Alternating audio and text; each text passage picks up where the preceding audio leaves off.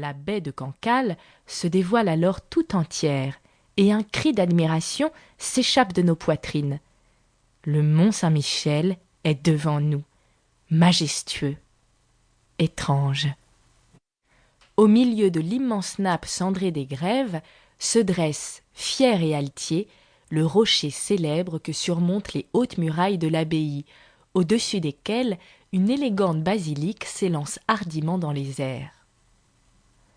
Au pied des murailles, sur les flancs du roc, la petite ville de Saint-Michel se développe en amphithéâtre et descend jusqu'au niveau de la vieille enceinte de tours noires qui la protège contre les grandes marées. Tout cet ensemble, éclairé de face par un brillant soleil de midi, paraît être à quelques pas de distance, quoique 2 ou 3 kilomètres nous en séparent encore. Nous allons quitter la route qui mène au rivage entre 2 haies de thym marin.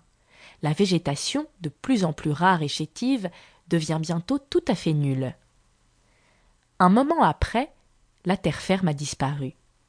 Nous roulons sur la surface détrempée des sables, ridée par les vagues du matin et coupée de petites flaques d'eau salée laissées par le reflux. Nous suivons la ligne des poteaux télégraphiques du mont, et celui-ci, par un effet d'optique commun dans les grèves, semble fuir au fond de la baie et reculer à mesure que nous avançons.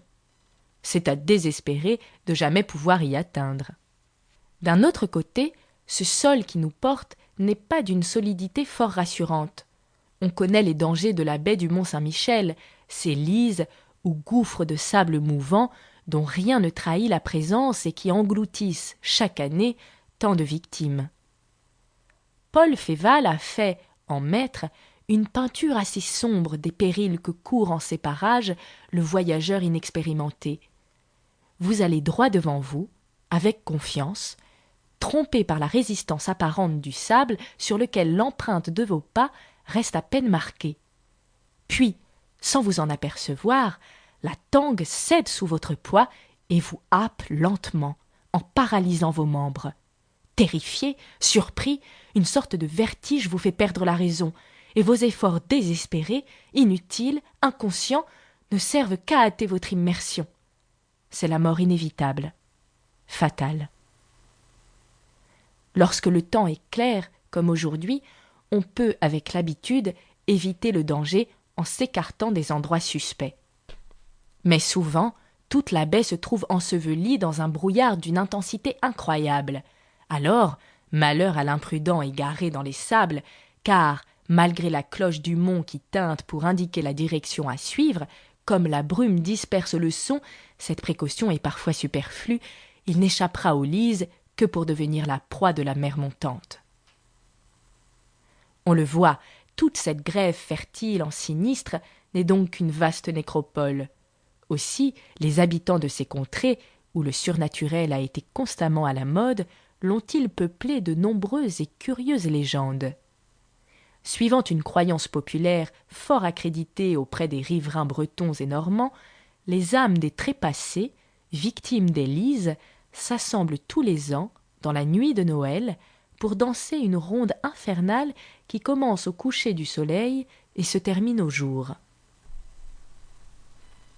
La lumière ayant du reste, dans ce pays comme ailleurs, la propriété de faire évanouir les fantômes les plus hardis. La fée des grèves et l'homme de fer sont ainsi des produits de l'imagination fantaisiste de ces peuples amateurs du merveilleux. La voiture s'arrête enfin au pied d'une cour crénelée, et le monastère nous écrase de toute la masse grandiose de ses constructions superposées. Sautant prestement sur les galets, nous gravissons une petite rampe et passons sous une vieille porte cintrée, en ruine, donnant accès à une cour au fond de laquelle est une autre porte, défendue jadis par un pont-levis et que gardent actuellement 2 anciennes bombardes de fer forgé, prises aux Anglais lors du siège de 1423. Cette seconde porte, s'ouvrant sur une seconde cour, est suivie d'une 3e, exhaussée d'un vieux bâtiment. C'est la porte de la herse, qui introduit définitivement dans ce qu'il est convenu d'appeler la ville, composée d'une rue roide et tortueuse entre 2 rangées de maisons délabrées.